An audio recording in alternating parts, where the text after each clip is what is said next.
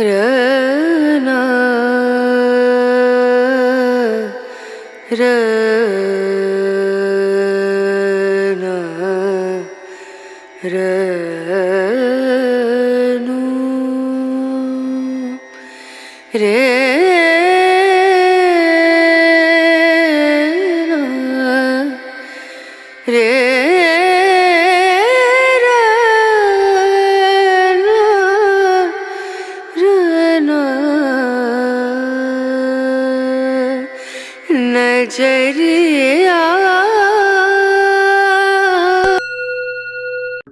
नमस्कार, मी गौरी फूडी गौरीमध्ये तुम्हा सर्वांचं मनापासून स्वागत करते। दिवाळी जवळ आलेली आहे आणि घरोघरी दिवाळीच्या फराळाची रेलचेल चालू झालेली आहे आणि या फराळातील भाव खाऊन जाणारा पदार्थ म्हणजे बेसनचा लाडू। इथे मी अगदी अचूक प्रमाणासह हा लाडू कसा बनवायचा, शिवाय पिठी साखर न वापरता बुरा साखर वापरून आपण हे लाडू बनवलेले आहेत। तर त्यामुळे लाडू अगदी दाणेदार, तोंडात टाकताच विरघळणारे आणि अप्रतिम चवीचे तयार होतात। तर ही बुरा साखर कशी बनवायची आणि त्यापासून हे लाडू कसे बनवायचे हे आज आपण ह्या व्हिडिओमध्ये बघणार आहोत। तर वेळ न घालवता रेसिपीला सुरुवात करूयात।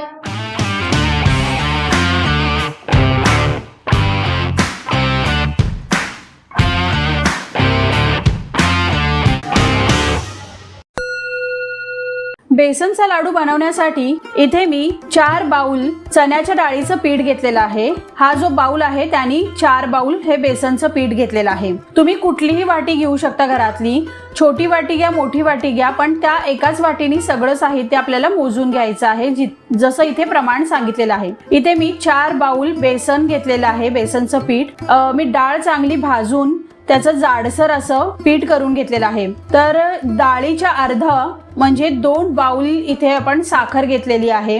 साखरेच्या अर्ध म्हणजे 1 बाउल साजूक तूप घेतलेलं आहे आणि 1 चमचा वेलची पावडर घेतलेली आहे। आता आपण ही जी साखर घेतलेली आहे त्याची तगार बनवून घ्यायची आहे। ह्याला तगार म्हणतात किंवा बुरा साखर ही म्हटलं जातं। बऱ्याच वेळेला म्हणजे दिवाळीच्या वेळेस किराणा मालाच्या दुकानात बुरा साखर इझिली अवेलेबल होते, पण इतर वेळेस जर तुम्हाला तगार बनवायची असेल तर कशी बनवायची त्यासाठी इथे मी हा व्हिडिओ शेअर केलेला आहे। तर आता आपण तगार बनवूयात। तर त्यासाठी इथे मी एका पॅन मध्ये ही 2 बाउल साखर घेतलेली आहे। 2 बाउल साठी पाऊण बाउल आपण पाणी घातलेलं आहे आणि गॅसची फ्लेम मोठी ठेवायची आणि ही साखर पूर्ण विरघळवून घ्यायची आपल्याला। आणि आता आपण ह्याचा 1 तारी पाक बनवून घ्यायचा आहे। 1 तारी पाक बनवल्यानंतर हळूहळू ह्या साखरची पुन्हा साखर व्हायला तयार होते, तर ह्याला थोडासा वेळ लागतो। आता तुम्ही बघू शकता साखर पूर्णतः याच्यामध्ये विरघळलेली आहे आणि आता गॅसची फ्लेम लो टू मीडियम वर ठेवायची आणि ह्याला सतत हलवत राहायचं आहे। तुम्हाला ही थोडीशी प्रोसिजर अवघड वाटेल, पण ह्या पद्धतीनं जर तुम्ही साखर बनवली आणि त्याचे लाडू बनवले तर अगदी रवाळ असे लाडू तयार होतात आणि हलवाईच्या दुकानात मिळतात त्याही पेक्षा कितीतरी उत्तम प्रकारचे लाडू इथे तयार होतात। तर तुम्ही हे नक्की ट्राय करून बघा। तुम्ही आता बघू शकता पॅनला साखर जमा व्हायला लागलेली आहे। आता ती साखर सुद्धा चमच्याने काढून घ्यायची आणि पुन्हा मिक्स करायची आहे। आता 1 तारी हा पाक आपला तयार झालेला आहे। आपण चेक करून बघूया। हा पाक आहे तो आपण एका बाउल मध्ये घेऊया, त्याचे थेंब बाउल मध्ये घ्यायचे आणि बघायचं आहे की हाताने की ह्याची 1 तार अशी होतीये का। तुम्हाला इथे दिसत असेल बघा, अशी परफेक्ट 1 तार होतीये हातात, बघा दिसतंय ना व्यवस्थित, अगदी परफेक्ट 1 तार होतीये।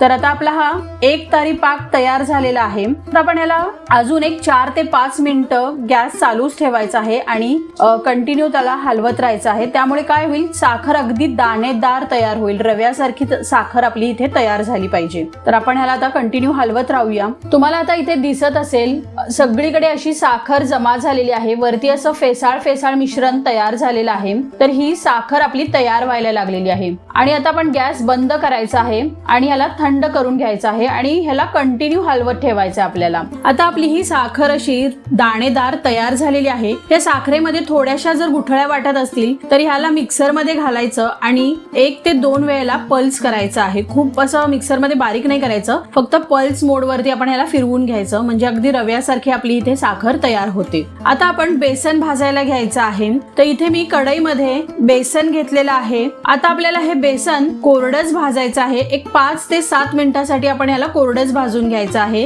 याच्यामध्ये तूप घालायचं नाही, नाहीतर काय होईल त्याच्यामध्ये गुठळ्या तयार होतात आणि पीठ भाजण्यासाठी आपल्याला हात जड येतो आणि त्यामुळे हात दुखायला लागतो। तर असं होऊ नये म्हणून पहिला आपण हे पीठ कोरडं भाजून घेऊयात। आता आपण याच्यामध्ये हळूहळू करत तूप घालायचं आहे। म्हणजे मी पहिल्यांदा 2 ते 3 टेबलस्पून एवढं तूप घालणार आहे आणि मग भाजून घेणार आहे। आता अजून 5 मिनिटं आपण याला असंच भाजत ठेवूया आणि त्याच्यानंतर पुन्हा आपण याच्यामध्ये 2 ते 3 टेबलस्पून तूप घालायचं आणि पुन्हा असंच याला भाजून घ्यायचं आहे। तुम्ही अशा पद्धतीने हळूहळू याला भाजून घ्यायचं आहे। गॅसची फ्लेम लो टू मीडियम वरच ठेवायची आहे। अजिबात गॅस मोठा करायचा नाही, पेशन्स ठेवायचे, तरच लाडू एकदम अप्रतिम अशा चवीचे तयार होतील। आता बघा शेवटचे 2 चमचे तूप उरलेलं आहे, ते घालून घेऊयात आणि ह्याला अजून एक 5 मिनिटांसाठी छान भाजून घेऊयात। तुम्ही इथे बघू शकता आता ह्या मिश्रणाला चांगलं तूप सुटायला लागलेलं आहे आणि पिठाचा रंग सुद्धा बदललेला आहे। हलका सोनेरी कलरवर आपण हे पीठ भाजून घेतलेलं आहे।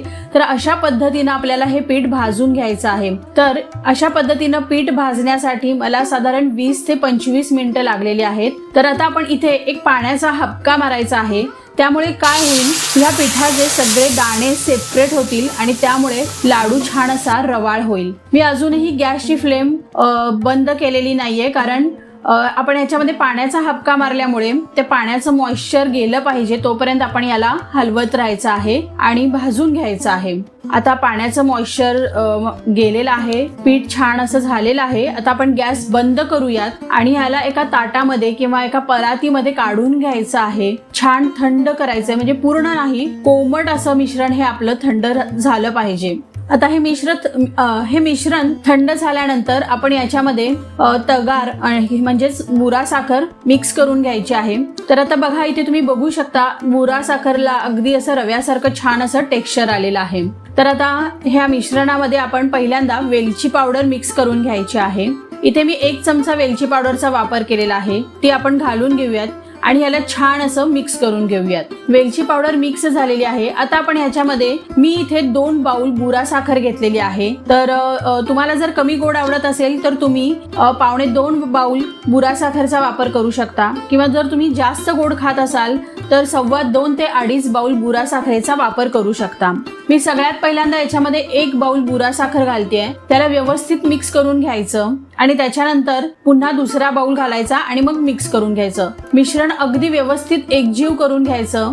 तुम्ही इथे बघू शकता अगदी असं खव्याप्रमाणे हे आपलं मिश्रण तयार झालेलं आहे। इथे मी लाडू वळण्यासाठी काजूचा वापर केलेला आहे। तुम्ही तुमच्या आवडीचे कुठलेही ड्रायफ्रूट घेऊन तुम्ही हे लाडू वळू शकता आणि त्याला गार्निश करू शकता। आता आपण लाडू वळायला घेऊयात। तुम्ही इथे बघू शकता लाडूचं मिश्रण सध्या थोडंसं कोमट आहे आणि आपल्या हाताच्या उष्णतेमुळे आता लाडूला आकार धरत नाही आहे, पण आपण आत्ताच हे लाडू पूर्ण वळून घ्यायचे आणि 1-2 तास त्याला तसंच ठेवायचं आहे आणि 2 तासांनी पुन्हा एकदा त्याच्यावर हलका हात फिरवून घ्यायचा, त्यामुळे लाडू छान असे व्यवस्थित आकार धरतात। आता 5 ते 6 तास आपल्याला हे लाडू सेट होण्यासाठी तसेच ठेवायचे आहेत। त्यानंतर लाडू अगदी व्यवस्थित गोल गरगरीत असे तयार होतात। इथे आपले अप्रतिम चवीचे दाणेदार बेसनचे लाडू तयार झालेले आहेत। तुम्ही त्याचा टेक्स्चर ही बघू शकता।